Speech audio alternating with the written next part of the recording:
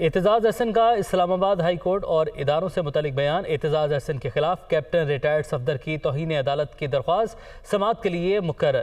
Chief justice اسلام آباد high court اطہر من اللہ کل کیس کی سماعت کریں گے۔ درخواست میں اعتزاز احسن کے بیان پر توہین عدالت کی کارروائی کی استدعا کی گئی ہے۔ عامر سعید عباسی ہمارے ساتھ موجود ہیں۔ جی عامر۔ دیکھیے، اسلام آباد ہائی کورٹ میں درخواست دائر کی گئی تھی کیپٹن ریٹائرڈ محمد صفدر کی جانب سے، جس میں ان کا یہ موقف تھا کہ اعتزاز احسن کے جو حالیہ بیانات ہیں وہ براہ راست توہین عدالت کے زمرے میں آتے ہیں، کیونکہ ان مقدمات جن کا وہ حوالہ دیتے ہیں اپنے بیانات میں، ان کا فیصلہ عدالتوں نے کیا ہے، اور جو این آر او یا اس طرح کے الزامات عائد کیے جاتے ہیں بیانات میں، وہ براہ راست عدالتوں پر الزام لگانے کے مترادف ہے، لہٰذا وہ توہین عدالت کے مرتکب ہو رہے ہیں۔ لہٰذا عدالت سے استدعا ہے کہ اعتزاز احسن کے خلاف توہین عدالت کی کارروائی کی جائے۔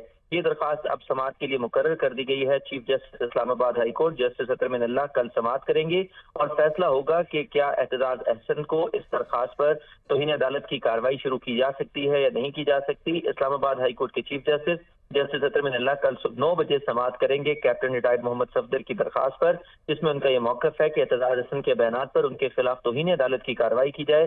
اس درخواست میں ایڈوکیٹ جنرل کو بھی فریق بنایا گیا ہے اور یہ استدعا کی گئی ہے کہ اعتزاز احسن کے خلاف فوری طور کے اوپر توہین عدالت کی کارروائی کی جائے، جو اداروں اور عدالتوں کے اوپر بیانات اور الزامات عائد کرتے ہیں۔ لہٰذا اس تناظر میں ان کے خلاف توہین عدالت کی کارروائی کی جانی ضروری ہے۔ یہ درخواست کیپٹن ریٹائرڈ محمد صفدر کی جانب سے دائر کی گئی تھی اور اب یہ سماعت کے لیے مقرر کی گئی ہے۔ چیف جسٹس اسلام آباد ہائی کورٹ جسٹس اطہر من اللہ کل سماعت کریں گے۔ ٹھیک ہے عامر سعید عباسی، آپ نے اپڈیٹ کیا، آپ کا شکریہ۔